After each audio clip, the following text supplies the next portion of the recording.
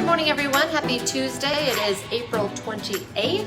A nice sunny start to our day, but cold. We'll get Lydia's forecast in just a moment. First, I want to remind you, of course, right off the top, we're live on Facebook every weekday morning. Love it when you join us live, but remember, it stays on your feed throughout the day, so you can watch it whenever it works best for you, or check it out as a podcast. Just go to inform.com/podcast and look for the Inform Minute. All right, this morning starting out fairly chilly for us, kind of staying that way throughout the day, but we do get to see the sun. Which is nice. It was a really gray day yesterday.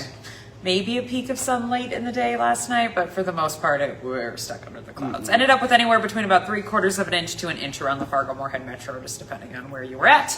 0.96 is what we had in our gauge here at the station. Today, more sunshine, especially this morning. A couple afternoon clouds, temps near 50 this afternoon, which is okay. It's not great. Could be. I said to them this morning, I was like, if it was 20 degrees warmer, we'd talk about beautiful day. Yeah. But it's 52 for this afternoon. More clouds later on, partly cloudy sky, and a little bit of a wind out of the northwest at 10 to 15. Not as gusty as yesterday. There's nothing big happening this week. It's kind of like how I'm approaching it, but not nothing either. Yeah. So some small little spotty showers for Wednesday. Once again, a northwest to north breeze. 10 to 15 and highs near 50. We'll do it again on Thursday. Spotty sprinkles, mostly cloudy skies, temps near 50 again, and a little bit of a wind around 10 to 15 miles an hour. So 3 kind of similar days. You won't all see rain, but if you do end up with a little spotty shower Wednesday or Thursday, enough to maybe turn on the windshield wipers, a few hundredths of an inch would be about it. Headed into Friday then, wind flips around to the southeast and then it goes light and it helps to warm us up. Temperatures make it up near 60 on Friday afternoon. Right now forecasting 58 for Fargo, but a light wind, mostly sunny sky, 50s to near 60. April to almost May sun angle. If you're in that sun, it feels pretty warm. So I think a nice day on Friday. Warmer yet on Saturday, temps in the 60s to near 70s, still in the 60s on Sunday. Next actual chance to pick up some rain comes Monday into Tuesday, and that'll cool our temperatures back down near 50 for a good part of next week. Nicest weather lands right on the weekend. Nice. Perfect. I love when good weather lands on a Friday, on a weekend, so that's what we have this week. Okay, that's about it. Thanks, guys. Sounds good. Okay, today Minnesota Governor Tim Walz gives his final State of the State address. It's been a difficult year for Governor Walz and really the entire state. Just days into the new year, Walz ended his re-election campaign as the state faced a massive fraud scandal. We also saw the surge of federal immigration agents in the state with a focus on Minneapolis. The 2026 State of the State address will happen at 7 tonight at the state capitol in St. Paul. It will be live streamed on the Minnesota House's YouTube channel. The Fargo Police Department is accepting applications to be the next chief of police until 4 o'clock this afternoon, then it closes. Applicants will be screened by HR once that window does close. Then they'll meet with the selection committee early next week.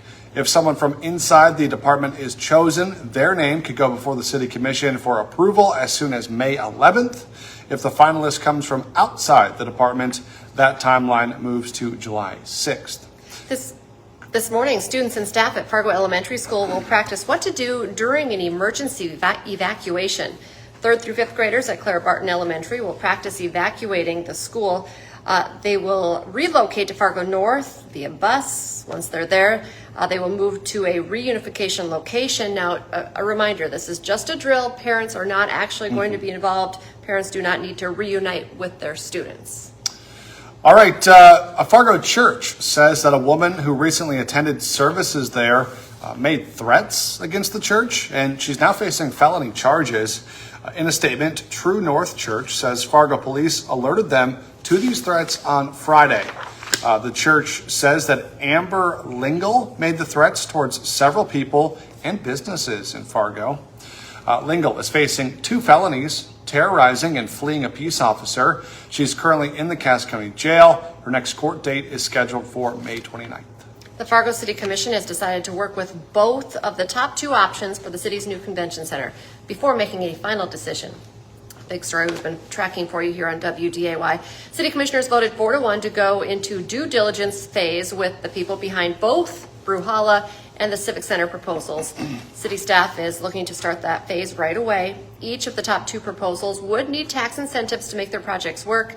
You can read more about what led to the decision to look at both options on a story posted right now on our website, inform.com.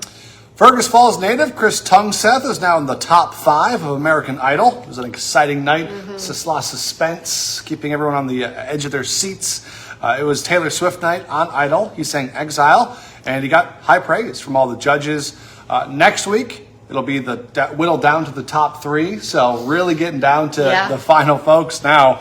Very impressive what he's been able to do. It's incredible. The finale will be on Monday, May 11th. So a few more weeks of following along on the journey. I mean, what a wild ride. He could do it. Yeah, and he's this far. This far, Why not? for sure. Okay, the Wolves missed out on a chance to eliminate the Nuggets last night. Dom will have highlights of Game 5 as the series will return to the Twin Cities later this week. Plus, meet the Kindred standout who was going to throw the javelin at NDSU, but instead she's going to play basketball for the Bison. So a lot to break down there. Hot Mic with Dom is live from 9 to 11 on WDAY Extra and streaming on inform.com. Be sure to join us for the rest of our newscast today, 11, 4, 5, 6, 9, and 10. Have a great day.